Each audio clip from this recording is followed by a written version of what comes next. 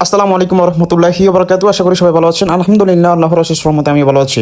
আপনারা হয়তো সবাই অবগত আছেন যে আমরা প্রতি বছরই আমাদের বাড়ির সকল নায়ুরিরা যখন বাড়িতে বেড়াতে আসে তখন আমরা একটা খাবারের আয়োজন করি। আর যে খাবারের মধ্যে যে গোশত দেওয়া হয়, গোশতরা আমরা ঈদের দিন সবার থেকে, যারা কোরবান দেয় সবার থেকে নিয়ে নেই আর কি। সেখান থেকে আমরা এই বিরিয়ানিটা রান্না করি।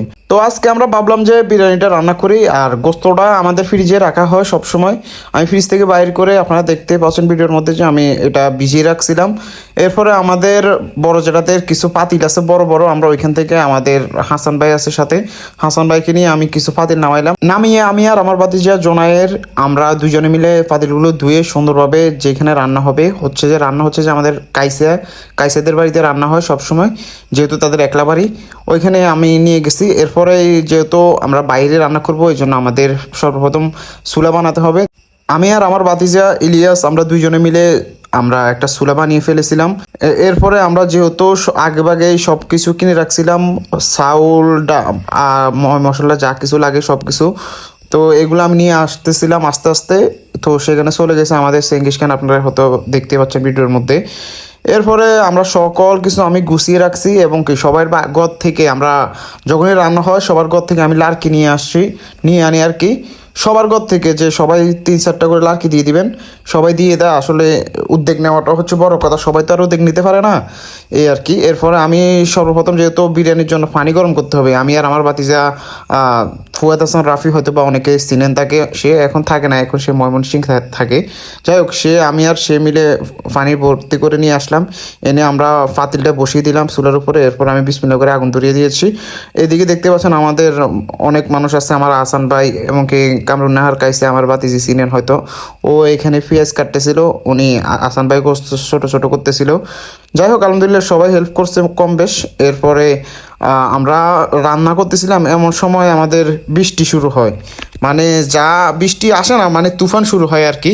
তো আমাদের পাশে রাফিদের একটা ঘর আছে, যে ঘরটার মধ্যে কোনো কিছু রাখা হয় না, তো আমরা ওইখানে রান্না করা সব কিছু নিয়ে যাই আর কি, ওইখানে রান্না করি। যাই হোক, পরে আর বৃষ্টি হয় না, আমরা বাইরে রান্না করতে পারতাম, বাট বাতাস দেখে আমরা তাড়াতাড়ি করে ওইখানে নিয়ে যাই। সব কিছু মিলিয়ে আলহামদুলিল্লাহ ভালোই ছিল। আর রান্নাটা করছে হচ্ছে জোবাইয়ের তো সিনেনের জোবাইয়ের আমার বাতিজে, ওর আম্মু আর কি, সব কিছু দেখিয়ে দিয়েছিল। ওরা যখন নামাজ পড়তে গেছিলাম আমি মশলা সব দিয়ে দিয়েছিলাম, আর ওর আম্মু আসে এরপর আমাকে বলে গেছিলো আর কি এইভাবে করিও, এরপরে বাকিটা করছে। যাই হোক, ভাবিকে ধন্যবাদ এত কষ্ট করার জন্য। যাই হোক, অবশেষে দেখতে পাচ্ছেন যে আমাদের হাসান ভাই আবার চাউলগুলো ধুইতেছিল। ধোয়া শেষে আমরা পানি যেহেতু গরম করে রাখছিলাম, সেইগুলো আমরা বালতিতে করে রাখছিলাম। আস্তে আস্তে আমরা সব কিছু বসাইছি। বসিয়ে দেওয়ার পরে প্রায় আমাদের 15-20 মিনিট পরে যখন হয়ে গেছিলো, আমরা চাউল দিয়ে দিয়েছিলাম।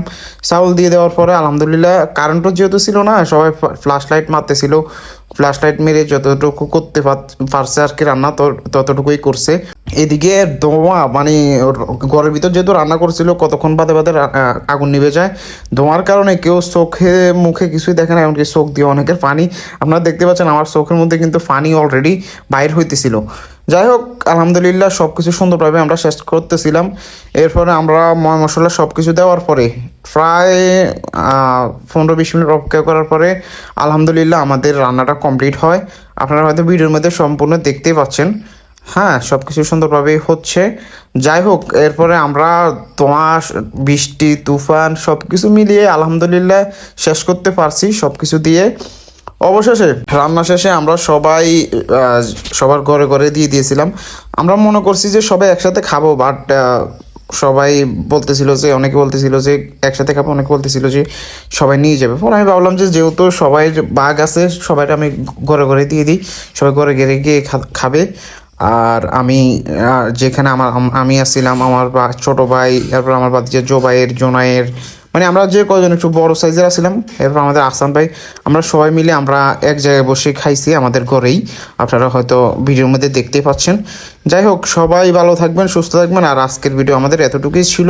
আপনারাও উদ্যোগ নিতে পারেন, উদ্যোগ নিয়ে করতে পারেন। সবাই তো আর উদ্যোগ নেবে না, অনেকে বলে যে এটা অনেক কষ্ট, অনেকে অনেক কথা বলে। আসলে কথা, আপনি যখন একটা কাজ করবেন অনেকে অনেক কথা বলবেই, এটা শুনতে হবে, কিছু করার নাই। আমি সবসময় শুনি, বিশেষ করে আমার আম্মু আমাকে অনেক বকা দেয় যে এটা কি দরকার তুমি সবসময় করতে যাও, মানুষে এক একজন এক এক কথা বলে।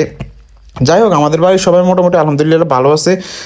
এক একজন এক এক কিছু বললেও এটা মানা যায়, আলহামদুলিল্লাহ।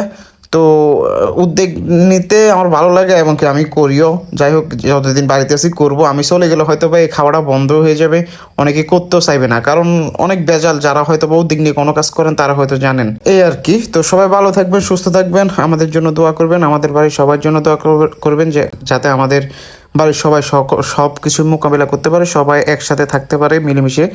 এই আর কি। আসসালামু আলাইকুম রহমতুল্লাহি বারাকাতুহু।